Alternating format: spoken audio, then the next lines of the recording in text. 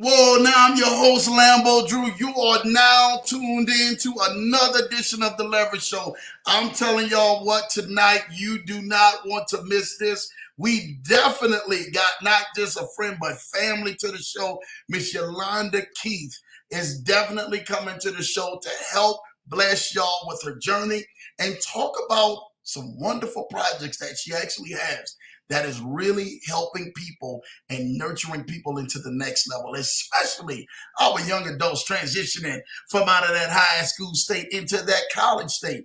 Y'all do not want to miss this. So for those and everything, man, who are out there and want this information tonight, y'all better be tapped in. And if there's a way that you may want to feel like you want to be involved with Miss Yolanda and what she's doing, you want to be tapped in tonight because it's definitely going to be life-changing.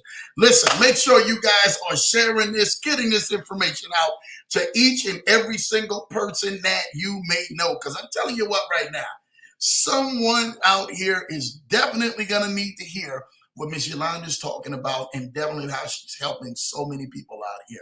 All right, so definitely let's get this information out here. Let's get this live out here. Make sure you guys are sharing this to your mama and them, your cousins and them, your grandma and them. Have granny up there. I don't care if she ain't never been watching soap operas for all day long. Tell them soap operas off and go ahead, man, and turn this YouTube on right now or this Facebook on and come tap in to Miss Yolanda Keith tonight, all right? Listen, let's see who is in the chats tonight because it's on and popping. And I'm going to show y'all some serious love out here tonight, man. Look, I want to make sure that people know Kennard Haney.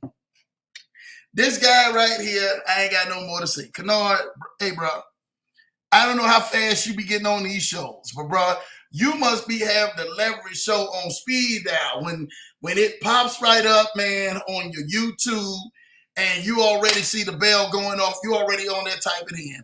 I see this comment at 3:53 a.m. in the morning.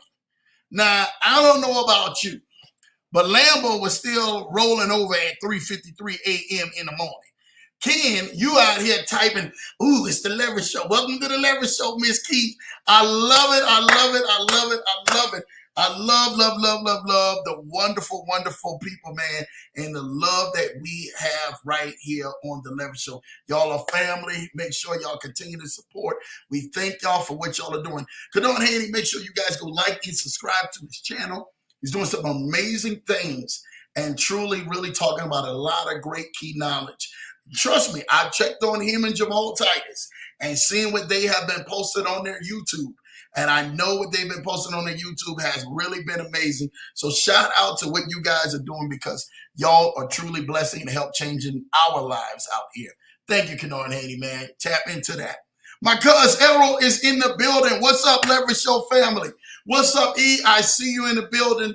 Thank you so much, cuz. Listen, praying for a speedy recovery for you, cuz.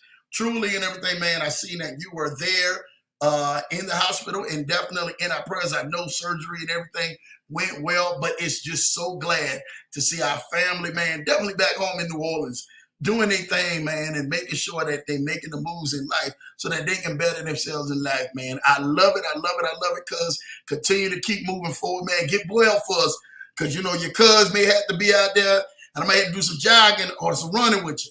Now, I'm going to tell you this right now. I'm not going to go ahead and run about but 2 blocks. And after that, you're going to have to go ahead and call somebody that go ahead and carry me the rest of the way because it's not going to go down like that. Lambo ain't running on 10 blocks. I see some of y'all out there running. Y'all living y'all best life. Y'all in y'all best shape. Lambo ain't at that point right now. I give you 2 blocks. 2 blocks. And I'm telling you, within the first block, we walk in the second block. I'm telling you that right now. It's not going down like that. But yes, cuz, make sure you go ahead. Definitely heal up for us. We want to see you back out there. Keep posting those videos in those states. We love seeing you doing what you do best because you're a salute and a family and a blessing to us all. Thank you, cuz, for showing love. My wife is in the building. Hello, everyone. What's up, cuz? She definitely showing love. Always definitely good to see the bride right there in the building. Listen, we had a big water fight today. Lambo had meetings all day today. I came home, right? And my wife and my kids wanted to have a water fight. Now, listen, y'all. Remember I was telling y'all about that 2 block thing that we just had? That was Lambo. My kids say, Dad, let's have a water fight. I'm like, yeah, let's go. They went to bringing guns out, and I'm looking at these water guns and water balloons and everything. I said, man, how long y'all been preparing for this? Y'all act like y'all been preparing for. I ain't had a water fight with my kids in quite some time. When they came out there with all the water guns and what, they had super soakers. They had the big long stuff where you go down and you pump it up, and they got the stuff be shooting all hard. I said, golly, what's going on? They said, yeah, Dad, we've been waiting on you. Waiting on me? I said, well, come on, bring it on, baby, bring it on. Bring it on, baby, bring it on. Because I'm telling you what, we was out there like little kids right out there in front of my house going for what they know. They had buckets, dumping buckets of water on Lambo and everything else. My girl's holding me down. My son, he's shooting me on up. My wife, she shoot me from a distance. I'm like, y'all act like y'all been plotting revenge on Daddy right here. This is a get Daddy day. Like, we can't wait to do it. I was so tired, y'all. I'm not even gonna lie. They wore me out. I was so tired. I was sitting up in there. You know when you tired, after you done went on ahead, they drink, soak, and wet. We got people turning in our complex. We live in a nice affluential neighborhood. So they all turning in and everything. I'm like, yo, no, we acting our color out here. You know we acting our color out here. Y'all ain't really seen this out here like this. We acting our color and we having a good time. And it was an amazing time, man, to spend with my wife and my kids and allow them to just beat up on Daddy, you know, with this water. And Daddy needed it because that water was cold out there, y'all. And that water hit your bones different when you're cold. And everybody know when you got splashes of cold water, you kind of freeze up. You're like, oh, hold up. That was a little cold. It was intentional, y'all. I think they really wanted Daddy to really go ahead and feel that they really had this all planned out. But shout out to the most amazing wife and the most amazing kids on this side of earth. Thank y'all for continuously to keeping me laughing in spite of how busy I am and definitely helping out so many other countless of people. So I thank you guys for that. Truly, it's a blessing. Again, cuz definitely get better. She's showing love to cuz in here, making it do what it do. So shout out to your cuz for that, man. Jamal Titus, Lambo Drew is in the house. Happy Leverage Show family. Listen, thank you, JT, man, for showing so much love. It was great to even talk with JT, I think yesterday and the day before. So it's always good to be able to talk with him, man, and see him moving forward and continuously to keep moving higher. Dude, keep doing what you're doing. Make sure you guys go and like and subscribe to Jamal Titus's channel as well. Go hit that like button and subscribe button, man, because Jamal Titus is coming out with great content and doing some amazing things. Thank you, JT, man. Happy Thursday, Leverage Show fam, with the fire emoji, man. You already know what time it is. It's definitely going to be fire. Cutie Potato for Life is in the building. I see you. Hello, family. Hello, Cutie Potato for Life. Thank you for each and every single week for you tapping in and truly helping bless this Leverage Show. Thank you for that.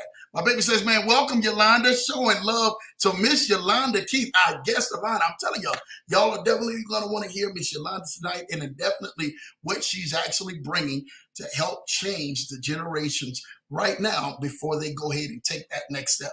So y'all definitely want to tap in. Thank you, baby, for definitely showing love to our honored guest, Miss Yolanda Keith, in the building, a.k.a. sister of Mr. a.k.a. Larry the Lion, Larry Keith.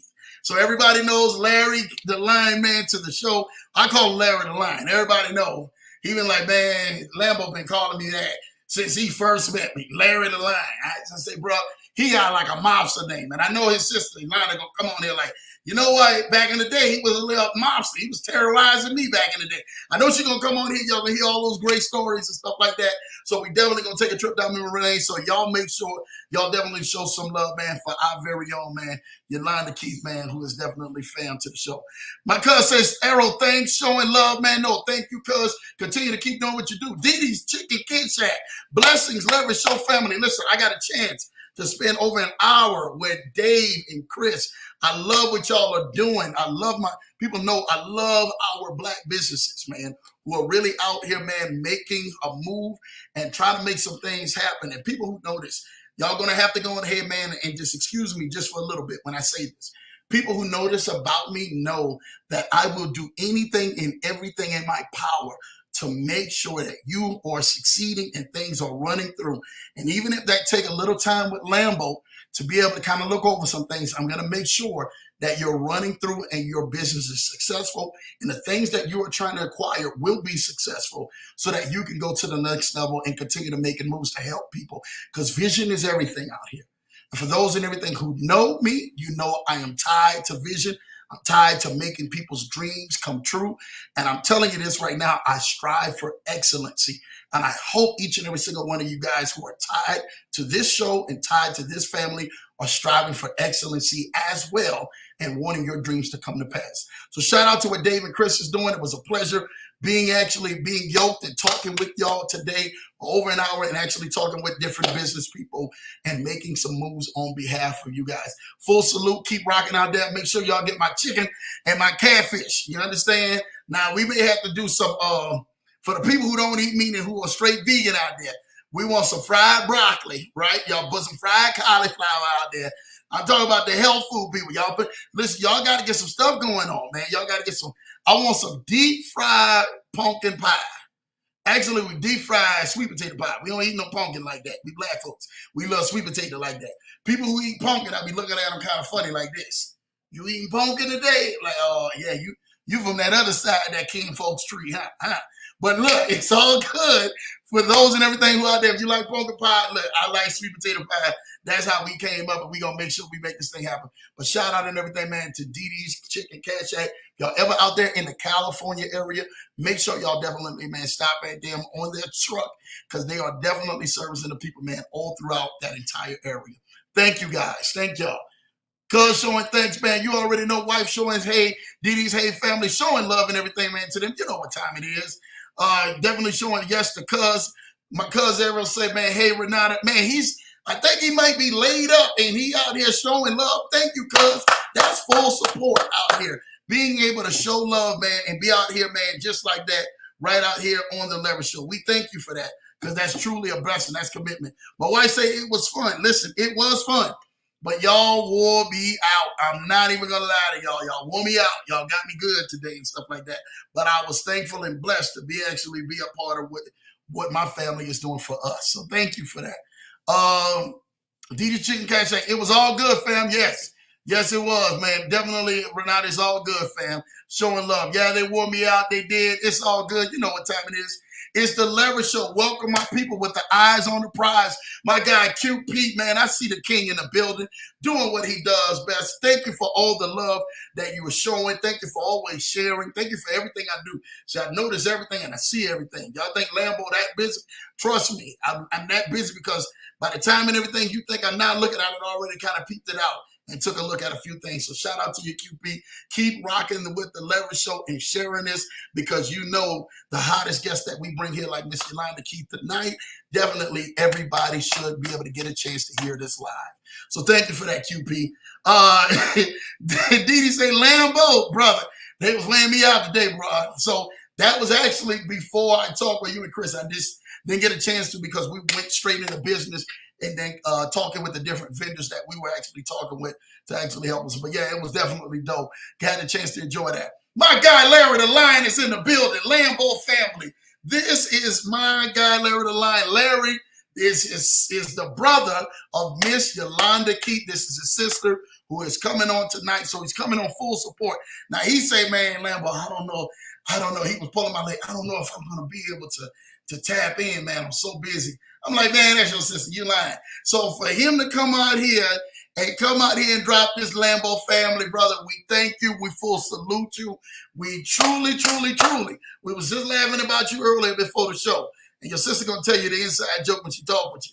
I ain't going to go ahead and spoil that. But we was laughing about your show. We thank you, dude, for the wonderful connection. And especially what Miss Yolanda is definitely going to come to bless us tonight. So continue to keep going forward in what you're doing, Larry the Lion, man.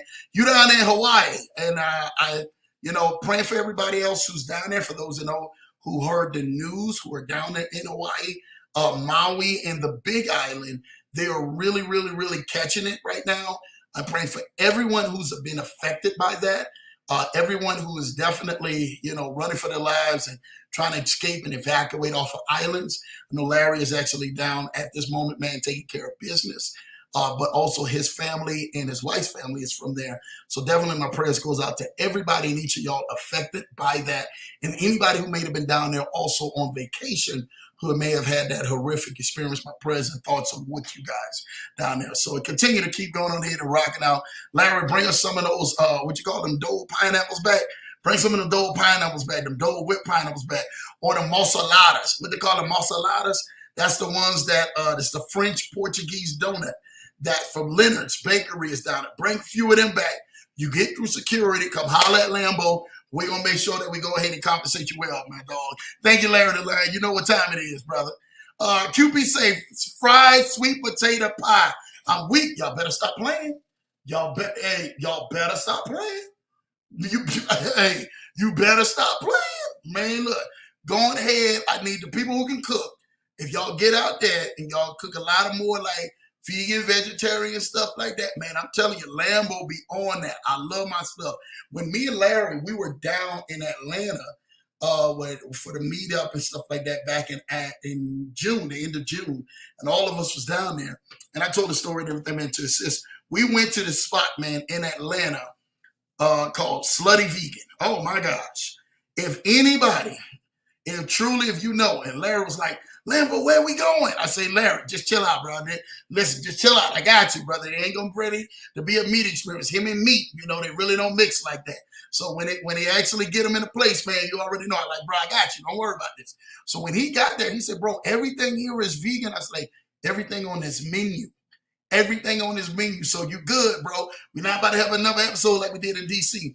And sure enough, man, we had an amazing time and got down there. The food was so good.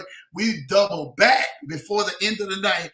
And literally, we was the last ones in there. And with the ordering food nonstop, he's in there eating food in the car. I'm like, dude, you smashing like that? He's like, Lambo, I'm smashing like that, man, because the food is that good. Listen, if y'all ever are in the Atlanta area, please, I highly recommend Slutty Vegan. Slutty Vegan in Atlanta probably is one of the best spots, man, that y'all could possibly have down there in Atlanta. So definitely, for all y'all folks who eating healthy out there, y'all not trying to be eating off of all of these other meat and y'all eating off of this other stuff that is processed food out here, and y'all want to change your pace, Slutty Vegan. Now, the thing I didn't get, and I'm going to tell y'all this right now, when y'all get down there, they start talking to y'all kind of crazy. You understand? They start talking to y'all and saying, they just going to start cussing y'all out. I'm going to just be straight up real with y'all. We had a problem with that. Me and Larry looking at each other. I'm like, hey, bro, we good? Like, we got to come behind the counter. But that's the whole show. It's a show down there that they do. Now, they ain't cussing y'all out like that. You understand? But they saying what's on the menu, and they calling everybody, you sluts, and you slut this and slut that. And I'll say, look, I'm only going to be with so many sluts before I jump across this counter out here. And Lambo, we got to go ahead and contain ourselves around here. Larry looking at me. Larry said, I ain't never been called a slut a day in my life. I look back at him, me either. So again, that is something and everything, man, that you guys will definitely get used to. It's a full show down there. So definitely go ahead and tap into Slutty Vegan in Atlanta if you guys can get a chance to. My guy Dave, Cash Flow Legacy, is in the building. What's up, Leverage Show family? Let's go. What up, Lambo, man? Dave, what is good, man? Listen, I want to go ahead, man, and show love to Dave. Dave was on here a week ago and literally blessed our life, man. He is truly a passive income king out here doing his thing and really helping people become financially free and definitely marking his own path. I'm telling you right now, Dave is out there killing it right now, making some serious stuff down there with my guy Cash Flow Legacy. And I love the plays that he's actually coming out with. You guys, make sure you guys go like and subscribe to Cash Flow Legacy's channel. Definitely tapped in. Thank you for the warm welcome. Thank you for all the knowledge last week and everything, man, that you went on ahead and did. And thank you for the leadership that you're actually exemplifying out here in this space and really, really, really helping people. Dave, full salute to my brother. Keep rocking out. Keep doing what you do, man. Make sure you guys stay tapped in. Cash Flow Legacy, man, is in the building. QP say, so y'all got slutified down there. Bruh, how did you know? How did you know? Why you even gonna go there? We got slutified down there, bro. I seen that. I got mad. I say, hey, bro, I ain't never been not one of these a day in my life. My manhood felt like it had to be on the shelf. You understand? So I was like, man, bro, okay, this is part of the act. We ain't gonna do it just so much more. So just to let you know, hey, bro, we can't do this like this. I'm not getting ready to go ahead and keep letting y'all have me like this because we don't roll like that, man, out here. My mama ain't raised none, and we ain't about to start being none today. So you already know what time it is, man. But QPS, thank you for that, man. Definitely got to go to Slutty Vegan if you guys are down in Atlanta. So listen, you guys, listen. We have the guest of the night. Thank y'all for all the energy y'all always bring each and every single show. Y'all are truly amazing, and I thank y'all for this platform because y'all bless me each and every single week. Without further ado, man, we have a wonderful guest. She is doing some amazing things in her culture. And, me and her brother Larry, we talked about her, man, months ago, man. And he was telling me about her sister. He was telling me about his sister. He was like, dude, you really got to go ahead and connect with my sis, Lambo. I mean, y'all are doing some amazing things. We love what y'all are doing. She is really, really, really helping people out. And she's already in that lane with programs that are developed to help people out. And tonight, it's my esteemed honor when I got a chance to meet her to talk about, oh, you coming to the Leverage Show? You really want to come pull up on the Leverage Show? She said, yes, Lambo. It'll be an honor. I said, no, it'll be an honor to you because definitely you're not just a guest or just, a loose person, a loose friend, you're family to this show. Because definitely, man, me and her brother Larry, that's fam. You already know. So when you say you bring a sister to this, I'm like, dude, I got you covered with this one. It's my esteemed honor to definitely welcome to the show the co-owner, actually not even co-owner, the full owner and founder of two, not one, but two different business entities going on. What Aya Ed Consulting, as well as you're gonna have to help me out with this next one because I want to make sure that I get it right, Miss Yolanda. CatalystPrompt.org, right? Catalyst Prompt. Boom. We welcome Miss Yolanda Key to the Leverage Show. What's up, lady? Awesome. Thank you so much. Thank you so much for the introduction and this welcome of joy, like so much joy. I wish I was at the water fight. No. Sound like y'all had fun. You don't want to know that, y'all. You don't want to know that or nothing like that. I'm trying to tell y'all, you got to talk to us about you and coming up with any water fights like that. You and Larry ever had any water fights coming up like that? Y'all was like two natural siblings. Hey. Oh yeah. Hey. We're only 18 months apart. So we're pretty close. And so a lot of the experiences that we had were together. Okay. All right. Well, we want to hear about that, man, about that on the Leverage Show. Tell us a little bit about your childhood and then coming up, and then also how did you actually get a chance to get into your journey of offering these wonderful businesses? Yeah, for sure. So my journey is not too complicated or too I don't know, too rigid. I'll say I was born into the military, and so my mom, she came back to North Carolina to have me, and then 2 months after that, shipped me out to Nebraska. So my dad was in the Air Force for over 20 years, and basically that was my lifestyle until I turned 17. So after living in Nebraska for a little while, we moved to North Carolina, then we moved to South Dakota, and then we got stationed overseas in England. And that's really where I ended up with my high school career. And so I did all 4 years of high school out in England. Definitely had some things kind of happen within my high school that within my high school trajectory or kind of life that, wasn't things that I necessarily wanted to go through. So, our mother was very ill, and it was something that impacted me as a young woman, and, definitely something that we got through that, we were blessed to be able to just kind of thrive through it and move forward. But again, my life wasn't extremely rigid. I had a happy, wonderful childhood. I had a brother who loved me and annoyed me at the same time, that would, put me in blankets and drag me through the house and, beat up on me, but also taught me how to fight.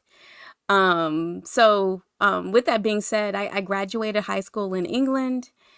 And then after that, moved to rural North Carolina, and kind of lived a very different life from living outside of London.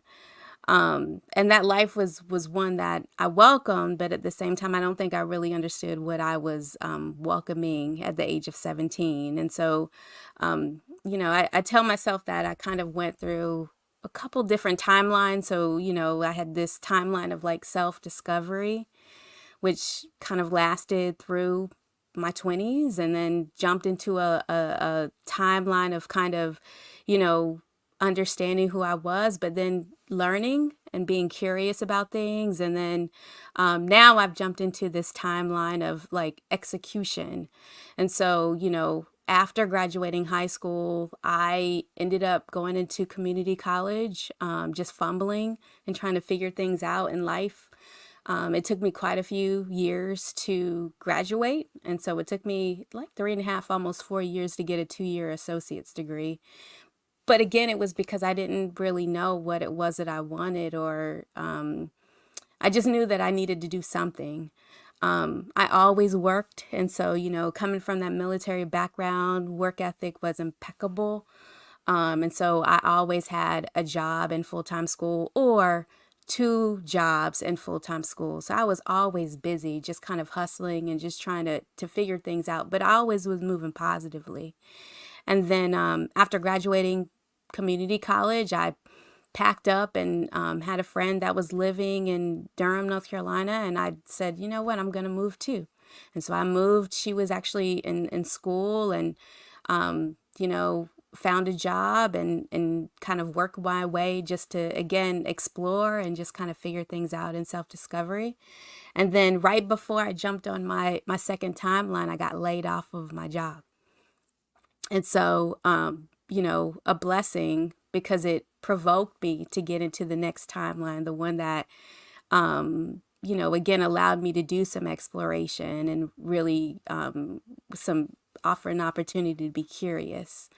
And so, I jumped back into school, was offered the opportunity to go to a part-time undergraduate situation at UNC Chapel Hill. It was a college access program that they had for non-traditional students that had their degrees, but wanted to go back to school to continue to get a bachelor's degree. And so I was afforded that. And within months of getting into that program, I was offered a job to answer the phones at the undergraduate admissions office at Carolina. And so that, again, it was a new timeline. I was being exposed to something very different, being exposed to people that were doing things different, and doing it in a way that was comfortable and allowed me to have income coming in, but also, again, allowed me to explore, to read, to have conversations with people and ask questions.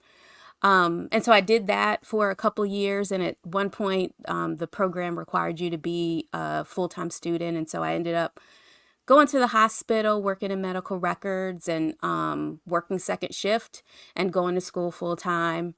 And so I did that to be able to graduate for about 1.5 years. And then after that, the undergrad admissions office asked me to come back to be an executive assistant and an HR facilitator for this college access program that I didn't really know anything about. It actually was a public service program as well. And I, was just kind of looking at it as a job, but didn't really realize that it actually was something that was going to kind of be the catalyst for me to really think about public service, to think about giving back, and how I can really impact someone else's life.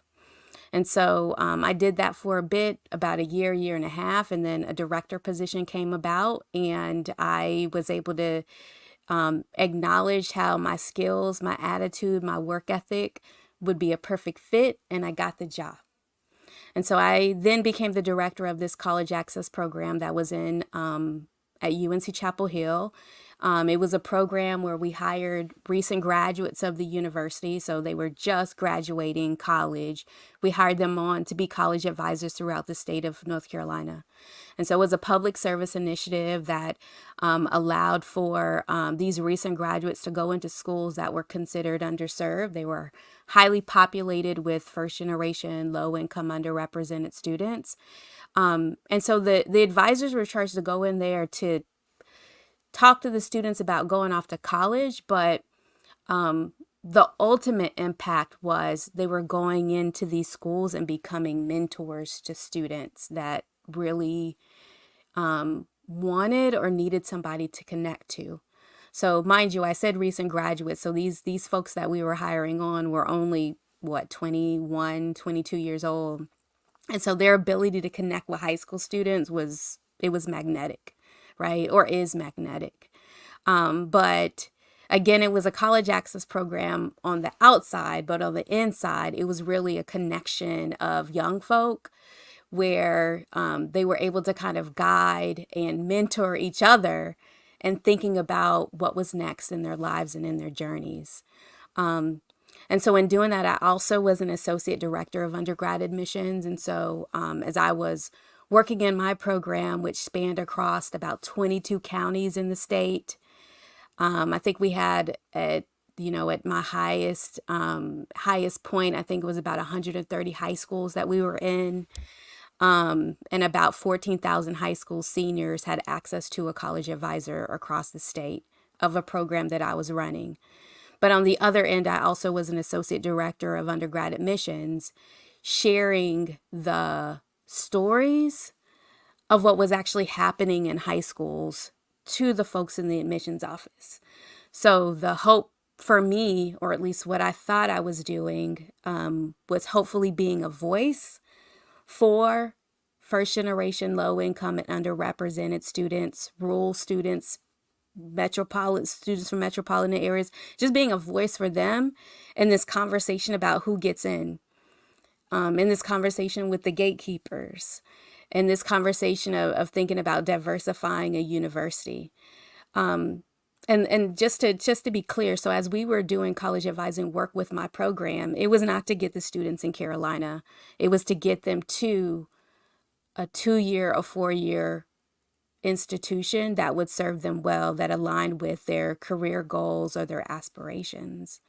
And so anyways, I did that job for about 12 years, expanded the program. I feel like I did a pretty good job. I loved it. There were so many moments where I would post on my personal, Instagram where I love my job.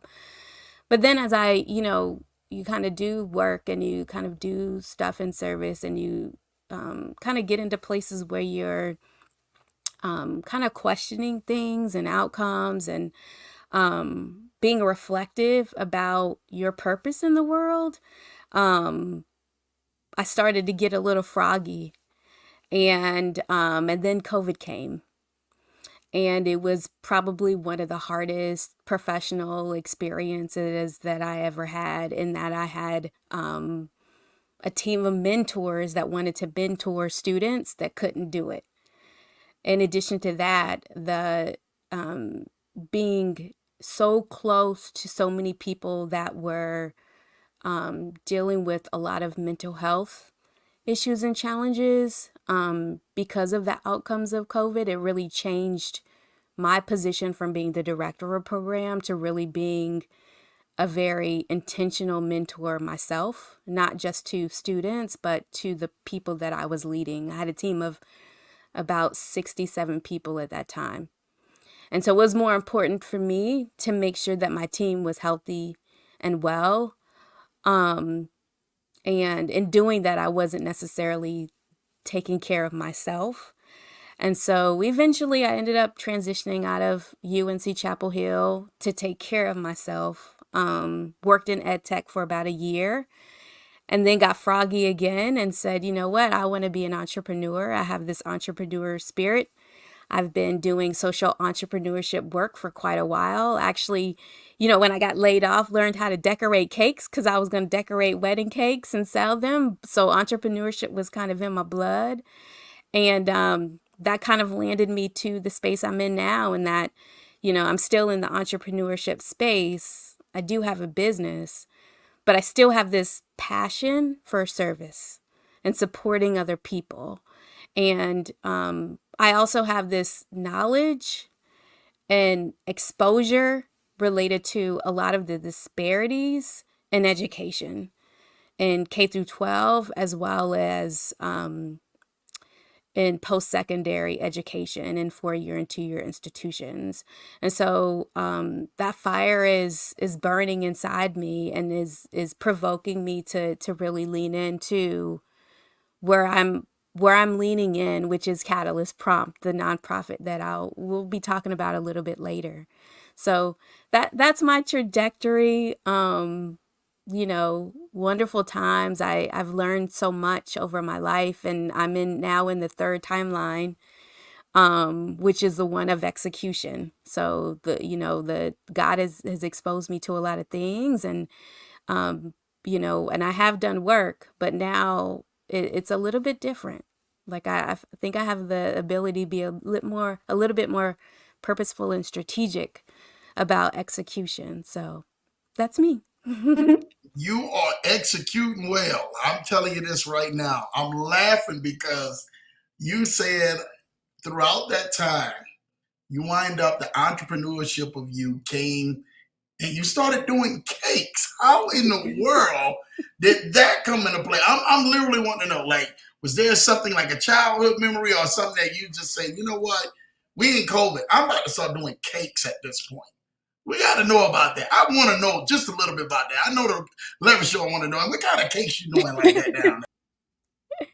So I don't know. I just got the bug when I got laid off. I was like, what am I going to do? And so, I like doing crafty type of things. And I was going into Michael's and TJ Maxx, and TJ Maxx and Michael's were beside each other.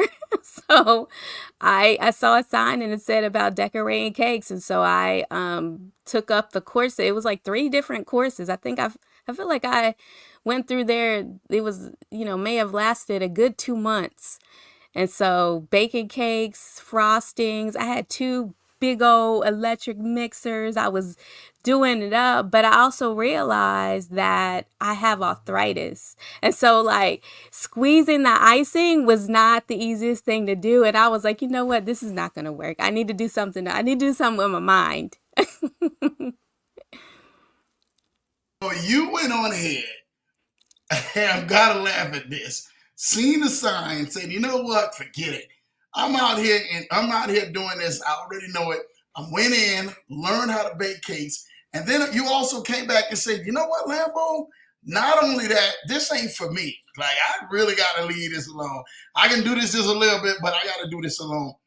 So now you pivot back to going on ahead, and you say, you know what, the entrepreneurship has been on my life. I started some businesses, and I really want to further this because you had some time and some experience in it. I really would love to know how first did Aya Ed Consulting get started, and then we're gonna switch to Catalyst Pro. Yeah. So Higher Ed really got started. I think I started the LLC in like December of 2020, and again, it was kind of like that, getting froggy and thinking about something different. I actually worked with one of my somebody who worked with me as a college advisor. They worked under me, who's now one of the state directors for a Gear Up program. But we were just brainstorming, really thinking about how we could kind of come together and maybe do some consulting.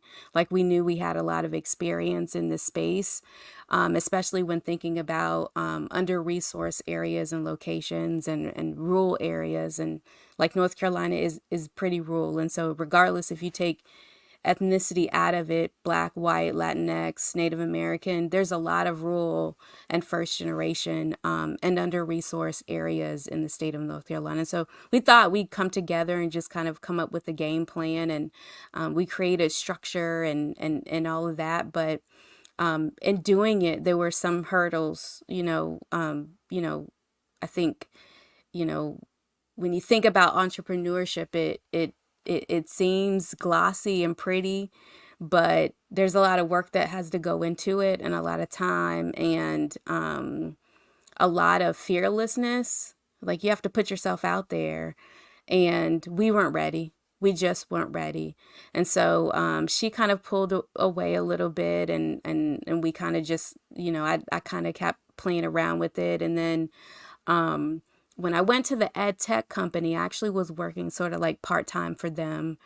And they actually put me through a public policy fellowship. They paid for the fellowship and asked me to represent the company to do it in the state of North Carolina. And as I was going through the fellowship, the public policy fellowship was actually facilitated by the Public School Forum for North Carolina. And so we're talking a lot about the issues and disparities in education. And it just started burning. The fire started coming up in me again. And it was like, Yolanda, I don't know if ed tech is right for you either. Like, you are a service, like you are public service. You have knowledge, you can help students, you can, this is a space that you're passionate about. And so as I ended the fellowship, and I definitely had a conversation with my supervisor, but also it was a small company, so I had access to the president or the owner of the company as well, and just let him know. And blessings come, Yolanda, you go, and so then I just charged myself and prepared myself to go and just try to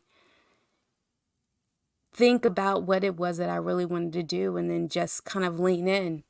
And so I leaned in and started learning all of these things about running a business. I actually found that there's a certificate for women entrepreneurs that was at Cornell, that was free from Bank of America. I think they still do it, but it was one of those things again that was like a catalyst. Like, Yolanda, you actually can do this.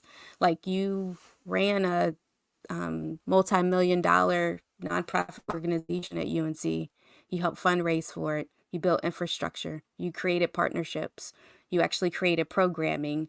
And you did not do the same thing for 12 years. You actually were entrepreneurship-like, in that you created, but you also changed, made better, evaluated, and then created programming on top of that. And so I say that not to be braggy or anything, but this was the conversation I had to have with myself as I was trying to lean in and really think about, like, could I actually do this? Because I don't know, and it's a conversation that I have with other people who are kind of in this space, is that it is scary, and and lonely at many times. And so I don't know. I think I'm babbling a little bit right now, Lambo, No, but yeah, like, you're I just actually not babbling, because that space. Let's talk about that, because we have a lot of people, and especially actually has to tie to what Catalyst prompted and what you're doing.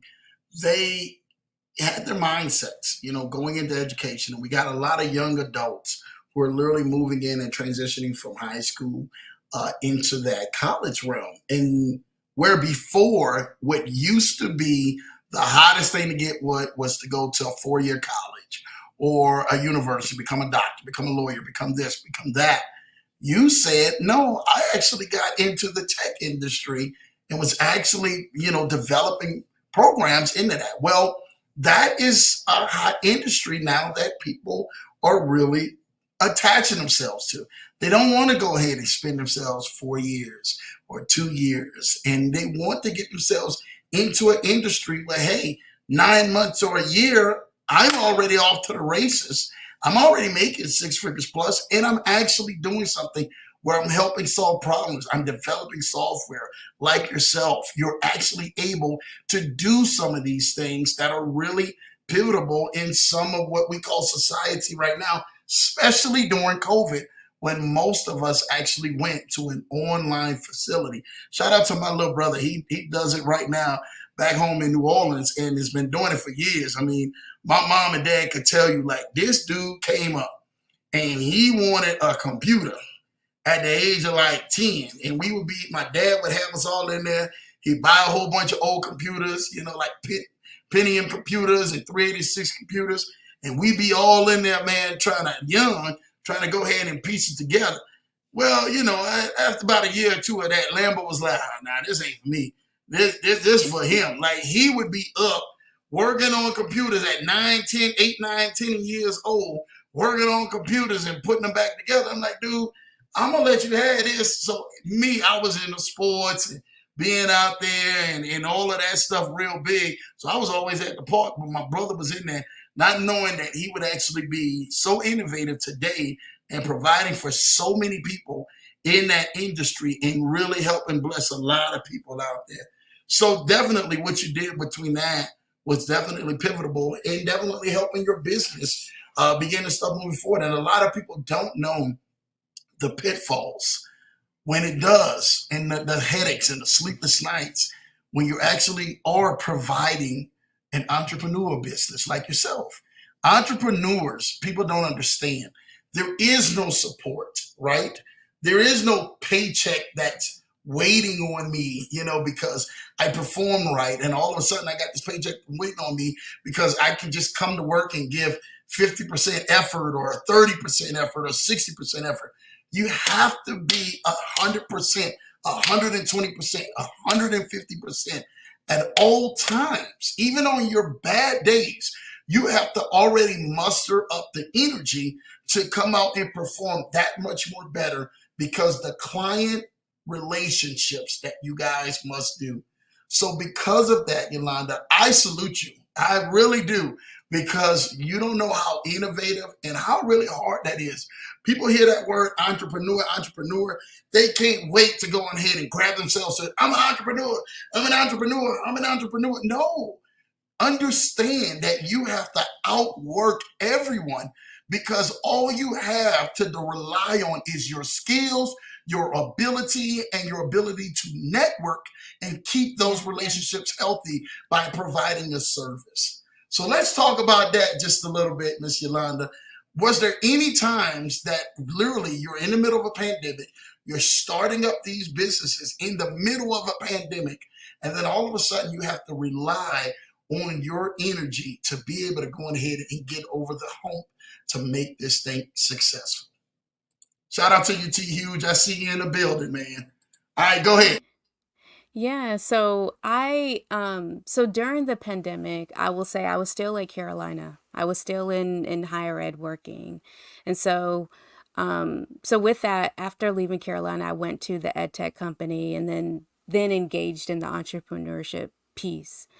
But yeah, I think that, there were some sleepless nights. And it wasn't sometimes just because of work that needed to be done, or it was worry, right?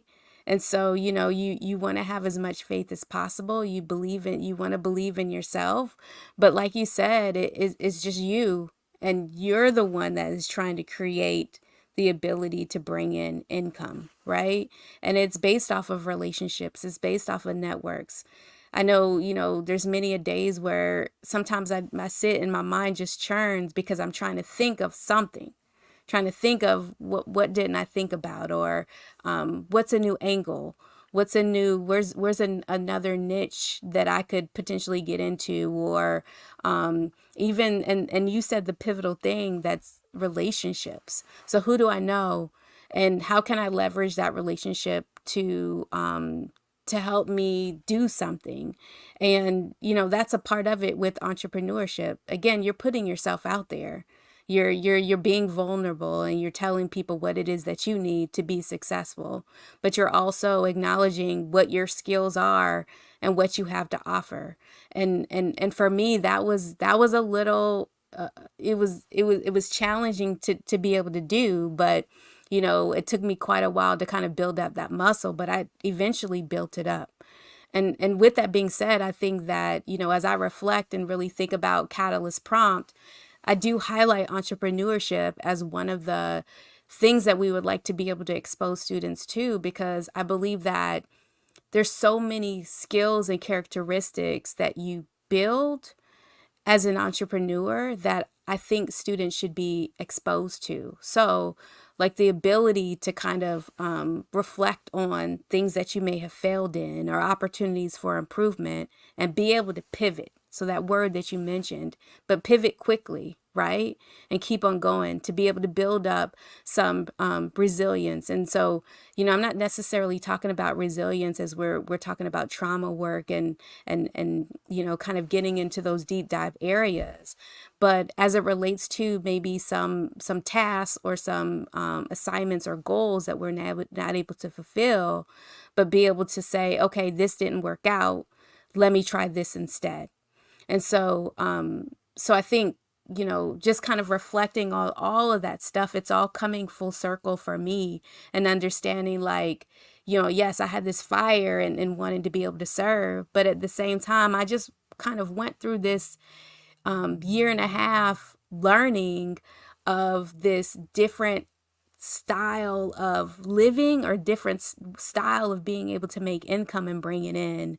And, really thought about those characteristics and those skills and how they can kind of fold into this passion and fire of like I think it would be great for young people to be exposed to those skills early, regardless if they're going into entrepreneurship, but to be able to at least be exposed to it enough. So if that opportunity comes, there's one thing, but again, fearlessness, self-confidence, flexibility, to being agile, to think critically. Like all these are things that entrepreneurs do. And not even thinking about entrepreneurship for like a for-profit, entrepreneurship in the social space, entrepreneurship for yourself, right? So there's things that you run for yourself, right? There's decisions that you have to make for yourself, and you have to think critically about it. You have to be flexible. Like there may be different challenges and issues and things that you go through personally. But again, if you kind of reflect on the way that many of entrepreneurs live and the way they move, I would want to know and kind of make sure that those types of, again, characteristics, movements, and those pieces are kind of embedded in me, or at least that I'm exposed to them. It's amazing because, and I'm gonna talk to y'all. Can I be a transparent moment? Yolanda, we just having a brother-sister conversation right here. It's amazing me because I remember the times when I was going into business. Now you got to remember, I was doing business and working a full 9 to 5 for almost 20 years, driving buses, man, before I retired in 2020. And I remember doing them both, and just coming up and just like, oh man, I'm trying to do both of these things, and while still working a full-time job. I actually had got a business back in Ohio where I was actually it was a maintenance business, floor maintenance business, where we were cleaning hospitals and we were cleaning doctors' offices and everything else. And within that franchise, I became the third person in that franchise. And that was a lot of efforts of I was actually putting the work in while still working a full-time job, and then putting that work in, and then overseeing, people, and overseeing a full staff, and literally in these buildings, man, sometimes running up until the next morning till I'm actually going out to work, running into work, leaving there, running a business, and then pretty much, operating on fumes. Yeah. A lot of people don't know the struggle that you bring into entrepreneurship. It is one of the most key things, and I'm telling you this right now, Yolanda can actually go ahead and stop me if I'm wrong. It's one of the most key things in being able to believe in yourself. Look, believe in yourself. That's what the shirt says. 10x in yourself. Believing in yourself when everything doesn't seem like it's coming together, that you're not seeing like you're getting the contracts, that you're literally robbing Peter to pay Paul, that you're literally struggling out here to make things happen, and then relying on those relationships to help pull you through. Yeah, it's something when you get an invoice. You're like, hey, my ability has allowed me to get an invoice. but the invoice is barely taking care of the bills because of all the extra money and time and effort and everything else that you put into the business. But that doesn't afford you the luxuries of being able to operate like a successful business that's been operating for some time. Talk to us about what you actually talk about, especially with entrepreneurs and more people actually transitioning from student to collegiate and some of those pitfalls that they may have within your journey, especially experiencing entrepreneurship yourself. Yeah, Yeah, so so I think that the conversations so let me back it up just to kind of talk a little bit about Catalyst Prompt. And so Catalyst Prompt is a nonprofit that we're kind of working through with being able to support students as they're thinking about their career trajectory and thinking about their path to expose them to various things. So not just, again, saying, oh, you got to go to college because of X, Y, and Z. It's exposing them to the things that they may not have been exposed to previously, and then possibly offering this catapult that kind of gets them to the next stage and equal to their potential peers who may have already gone and been through and gotten exposed in this information already, right? So as we're thinking about first generation low income underrepresented students and students from underserved backgrounds, a lot of times that exposure doesn't happen. They may have somebody come to them when they're in the 12th grade and say, hey, you need to go to college. What do you want to go to college for? That's not the best conversation to have with the student, nor is that the right timing. Um, Folks in education, they often say that that aspiration or college conversation actually begins in the womb. So it starts very early as you're thinking about aspirations, and college is not just a 4 year. College is credentialing, college is certificates, college is an associate's degree. It's multiple things. It's a post-secondary education. It's more knowledge, right? It's more exposure to things. But and the thought is that as we, through Catalyst Prompt are able to expose students to things, we're also taking in this philosophy or this theory about life design, where we're honoring various aspects of the student and what they've been through or the knowledge that they already have. And so it's meeting them where they are and then utilizing my network as well as my network's network and networks of networks to be able to guide the student towards where it is that they want to go, but also do it in a way that is thoughtful and that humanizes them and that, again, respects their past, but can push them forward towards their future a little bit faster. And so as we talk about entrepreneurship, it really is kind of what I was saying earlier. It is, okay, you want to be this, but again, there's things in life, there's things in life that make us who we are, right? There's experiences that make us through who we are. But sometimes there's experiences that we go through that we don't necessarily have to go through when we have a mentor or somebody else in our life to kind of guide us to a place, right? So, and I just say that, thinking about my own, trajectory, my own history, right? It would have been nice if I had a mentor to kind of say, Yolanda, do X, Y, and Z, and kind of push me into some places a little bit earlier in my life. Like that would have been nice. It didn't happen, and I don't regret it in any type of way. However, what I try to do as I'm mentoring young folk is try to make sure that I'm giving them as much information as possible so that they are not necessarily having to jump over extra hurdles for nothing. I'm trying to make sure those hurdles are as small as possible, if they have to jump over them.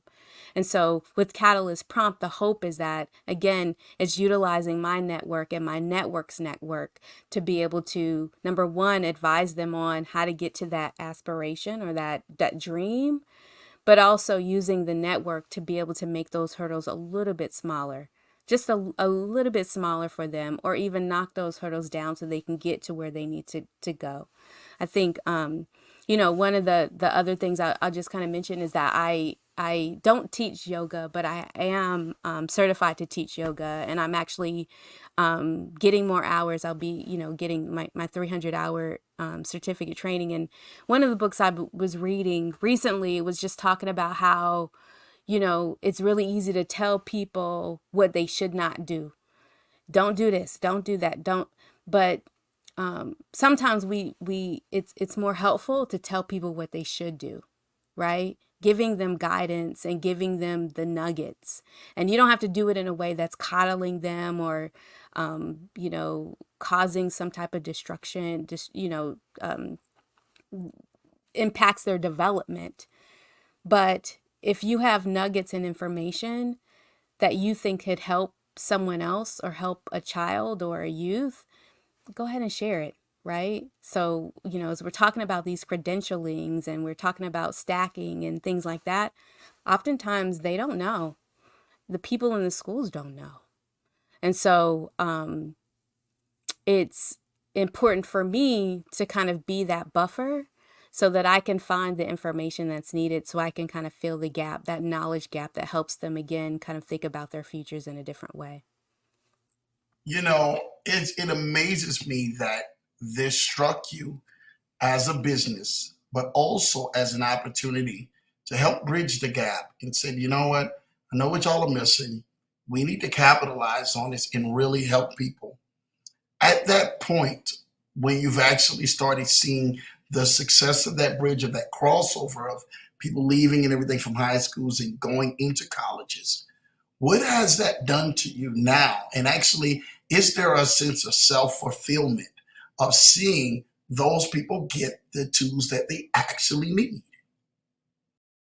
Yeah, I think that's huge. And so I can talk more about my time at Carolina because I was there for 12 years, and I got a chance to see um like one of the students that I work with actually went to the high school, met her, um I think her junior year, because I was visiting the high school to kind of do evaluation of program, talk to my college advisors, and have been able to stay connected with this young woman since. And so now she is actually just got a professorship at the law school at UNC Chapel Hill.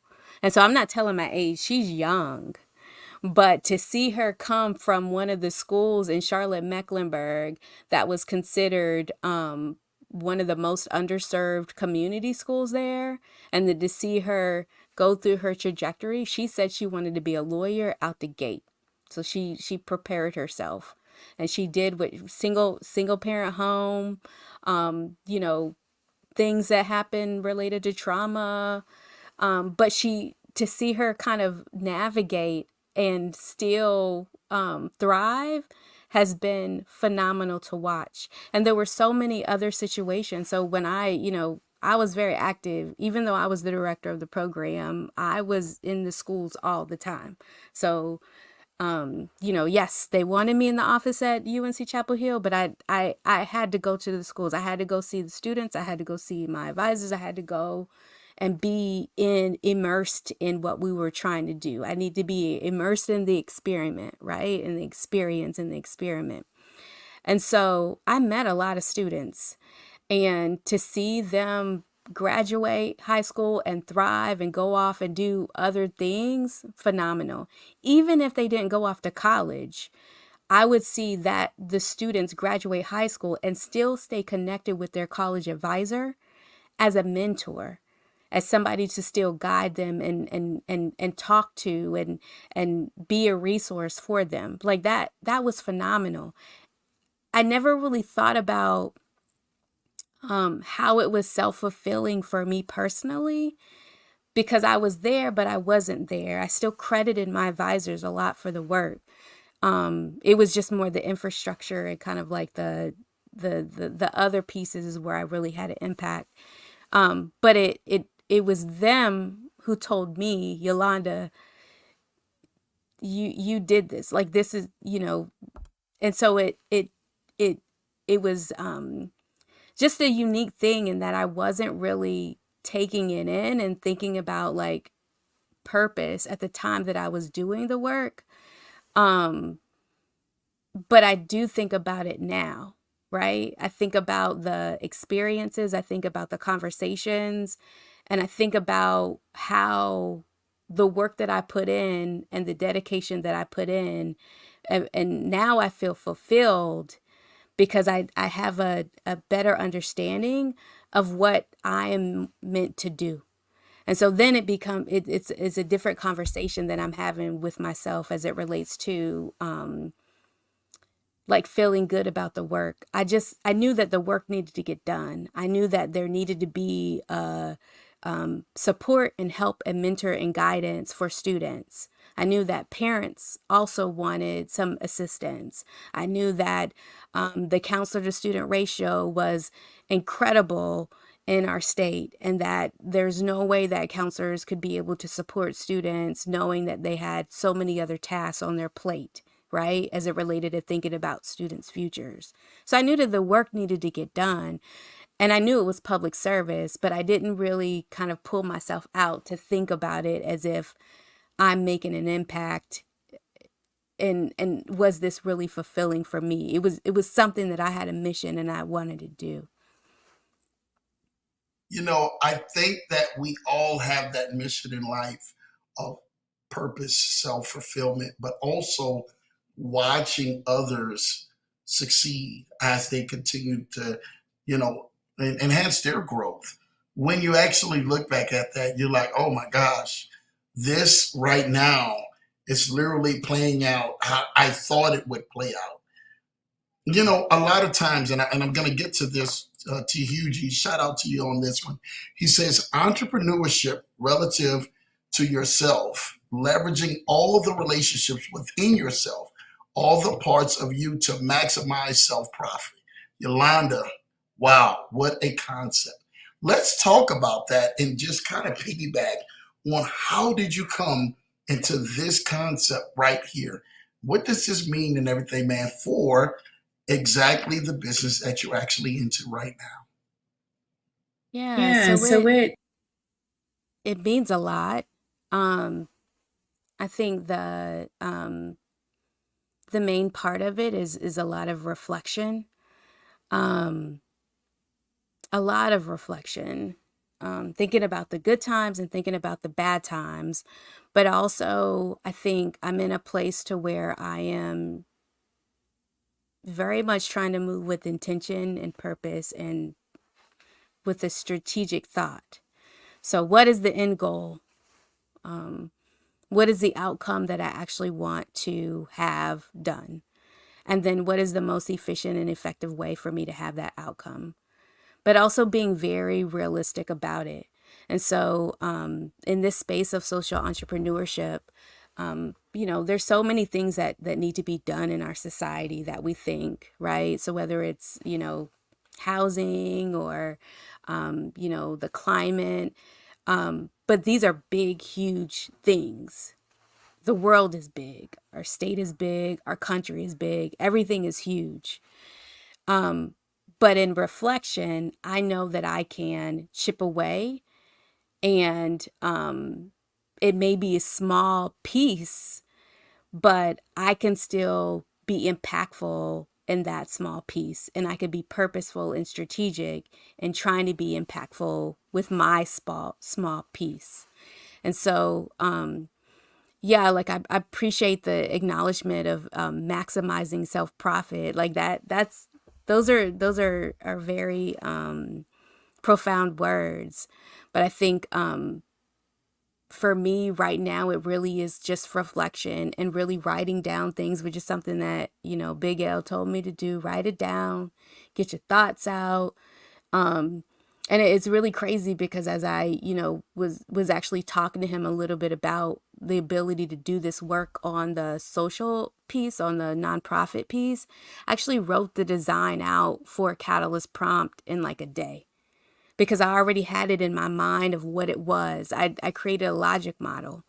I created the mission, the strategy, the all this based off of my experiences and knowing what worked, what didn't work, and also reflecting on the humanistic part of it and that there is no general or no silver bullet. It takes multiple points to be able to engage a student and to develop a student. It also takes a lot of respect also because parents are busy, you know. It would be nice for a parent to say, I'm going to leave work to go to do this or whatnot, but I don't want a parent to necessarily leave work if that's going to take food off of their table. And so again, it's me trying to move it as strategic as possible with this to be as impactful and as effective as I can. Well, we're just awed that you're actually like really moving this piece because of experience and allowing this experience to be able to be a bridge where it's allowing other future leaders to be able to cross.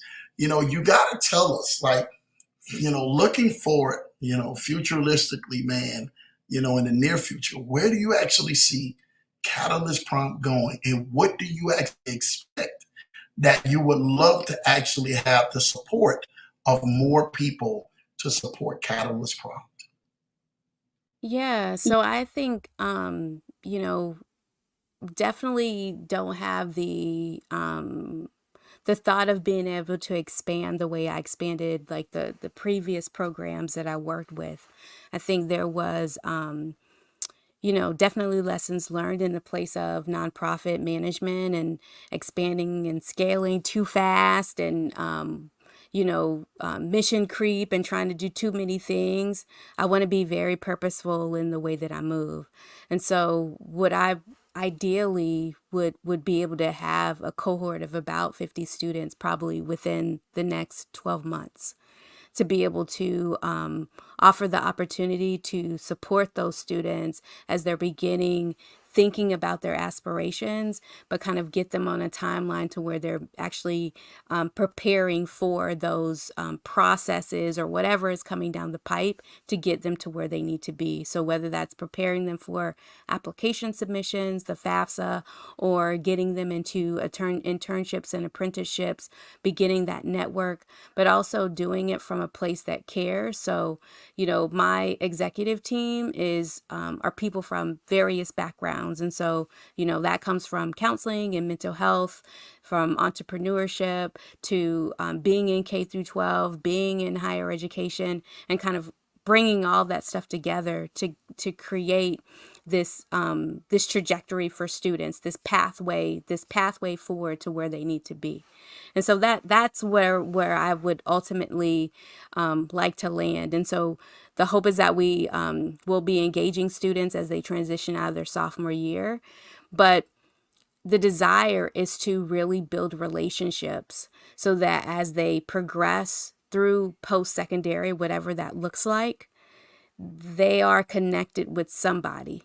Somebody is checking in on them to see how they're doing and they're taking advantage of resources at their institution. Or maybe it's about stacking that credential. How do you get to the next level, right? So they're building actual resources and relationships with mentors that are in industries that they wish to be in. And so it's a long time effort, but at the same time, there are some pinpoints and opportunities for us to be able to see if we're successful as we move forward. And, I think, again, it's that intentionality and that strategy, but I think it is required and is deserved by students, considering that they may not have been exposed to things previously. I was just having a conversation with one of my friends and we were talking about stacking credentials and he was like, man, I wish I would have known when I was in high school, blah, blah, blah. And I asked him, I was like, well, tell me what you know now. He was like, I don't know anything about it. But he still works in education and he knows that it's something to do. But the person that knows how to do it is somebody who works in that industry. That's who knows how to do it. And the goal is to get those people engaged in this conversation, right? To be able to get them connected with students, to offer opportunity for them to talk. If not for 20 minutes, to give them those small interactions, but maybe it is a relationship they're building with those students. Yolanda, I have just been blown away, definitely, about what your vision is, what you have actually been doing all the way up until this point of birthing this, but then also to seeing where this thing is going to go into the future. I truly and everything think that this will probably be one of the most leading businesses. But this is nonprofit. A lot of people don't know this. And if you missed it, and we're stating this, that this is literally helping the leaders, being connected with the right people to really help further them so that they literally have something concrete. And also have an accountability partner, because a lot of times in life, Yeah. Yolanda, you've seen this, you work so much. Like you said, you've got that working parent. You don't want the parent to be missing work, to be actually kind of, turn their face back towards the student and is actually going on ahead and missing out of them being able to provide for that child. But if there's somebody there in place that they can go to and they can turn to, that makes the biggest difference in the world. Not just that between the student, between the parent, but also in everything, man, between the person that's going to be hiring that student in the future because of the accessibility bridge that you and your company has actually made so that student can be successful and get all of the needs that they need to be met so that they can go to the next level. Yolanda, tell the people how they can definitely reach out, support, be so supportive of you, your vision, and exactly how they can go ahead and get tapped in and plugged in. Yeah, so the website is up, catalystprompt.org. We are accepting donations and fundraising because we are a nonprofit organization. In addition to that, soon we'll have an application up so people can apply to be mentors or to be able to offer sessions where students can jump in and learn a little bit about the career field that you're actually in. And so that'll be coming down the pipe soon once we get things up and running. But for the most part, the first aspects are for us to be able to continue working with students and inspiring, but then also to be able to expand and be able to hire more college advisors in the space and then just move forward. My executive team is cheering us on, and so I'm really excited about that. Like it feels good to know that that we are supported by so many people and that they recognize that where the gap is and that they also believe in me and they see my passion for doing this, but also respect my hustle, and they also honor again that military work ethic that I have, especially in the space of public service. So I'm really excited about it. I'm excited about next steps. I'm excited about the execution to be able to continue support.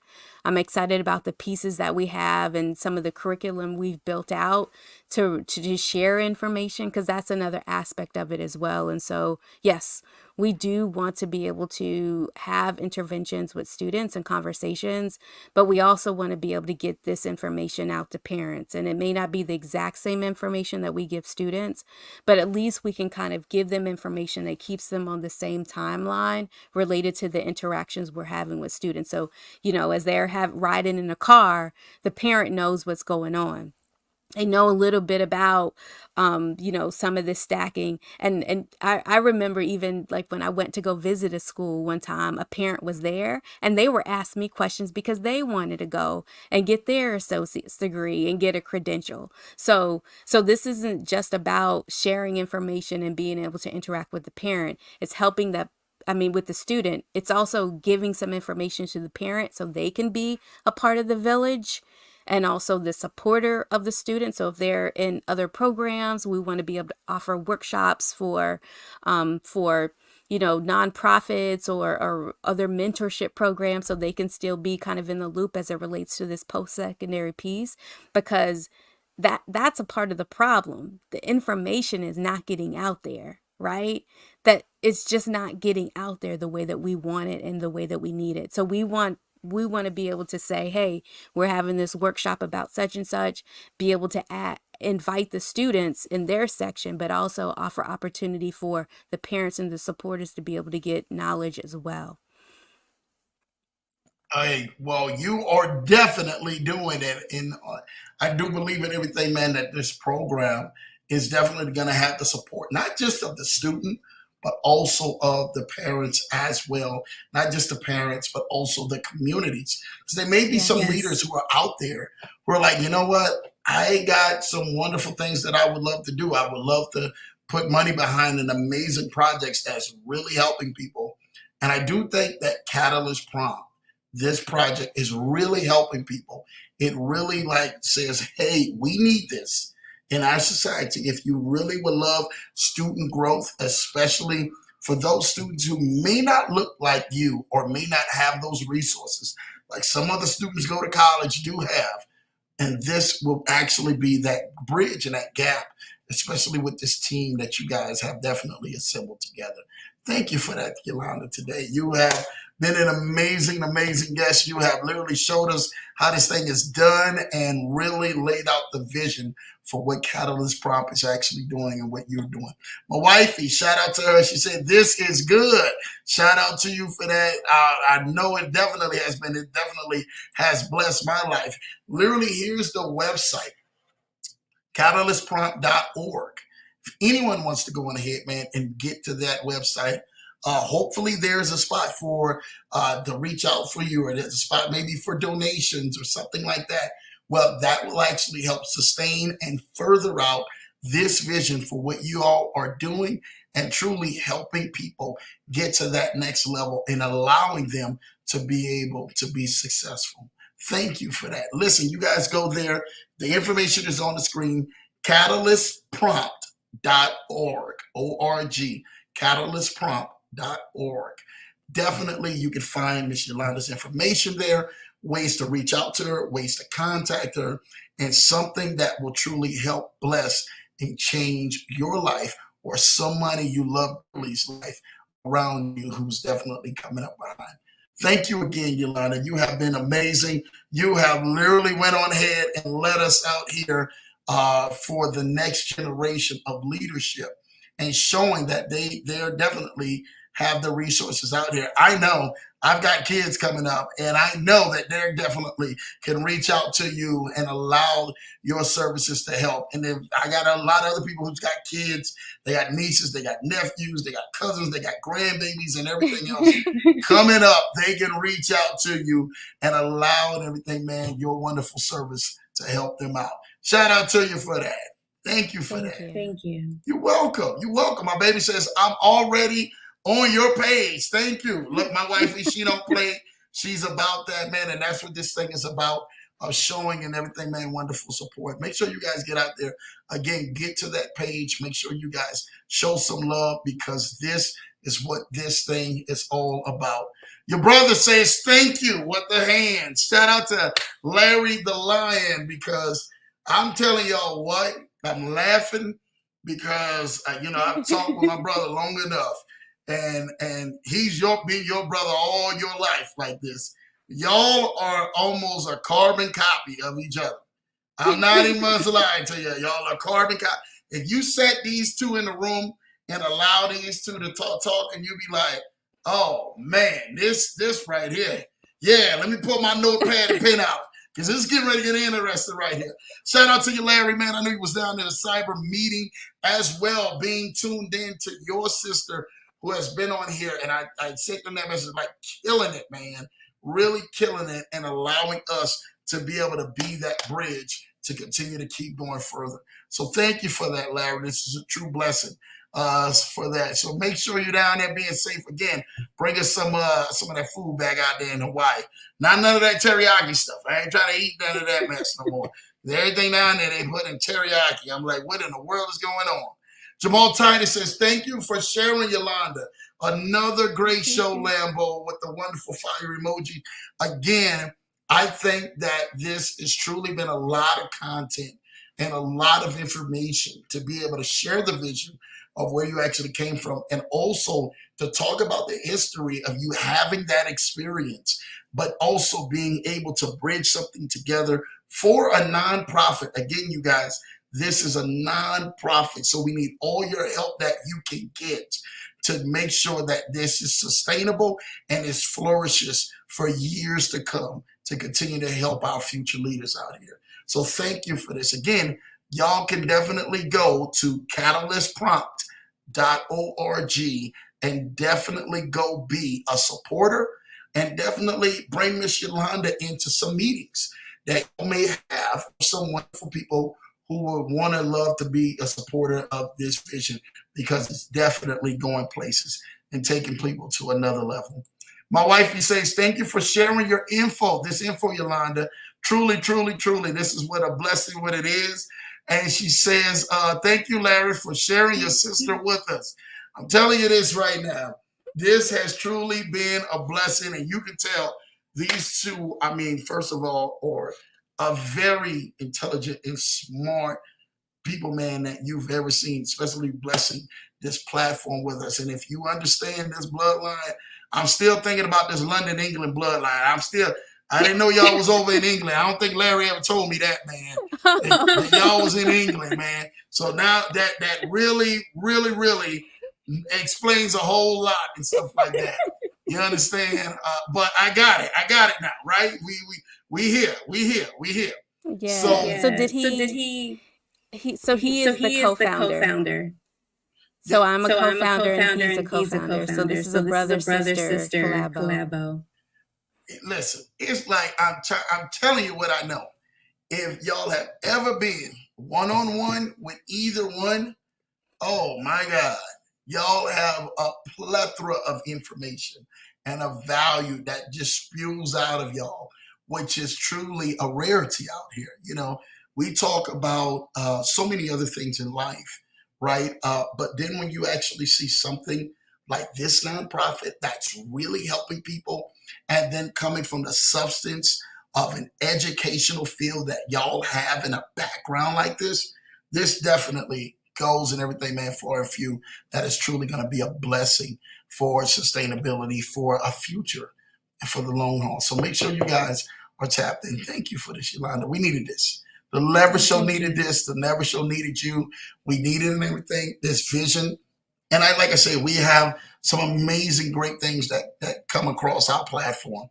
But this tonight has truly been definitely eye-opening, but life-changing, and will be life-changing for many more years to come. So continue to keep rocking out, Yolanda. All right?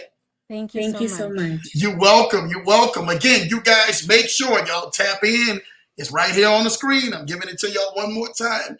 catalystprompt.org, where y'all can reach out to Miss Yolanda and allow Miss Yolanda to be able to go ahead, tap in with y'all, network with y'all, and then find out the way how y'all can go ahead and make means for this vision to come to pass. All right?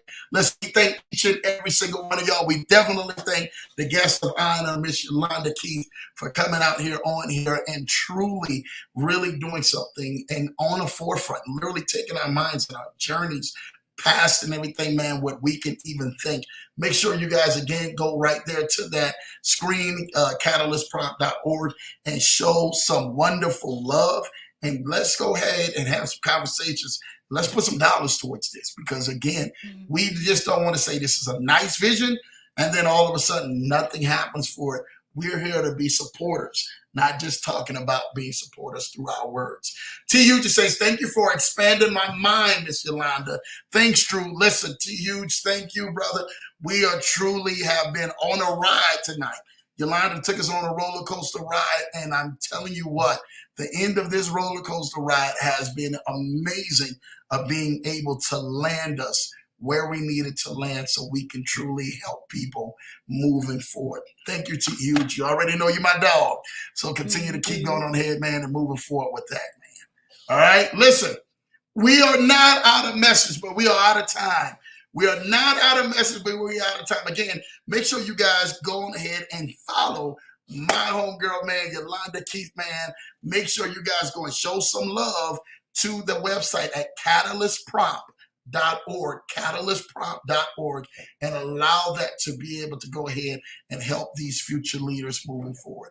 We thank each and every single one of you guys. Again, get this information out. Share this with somebody you may need to know. Share this with anybody. Send this to an email. Send this out, because this video may be the video that somebody is actually looking for to help make a difference in some future leader's life.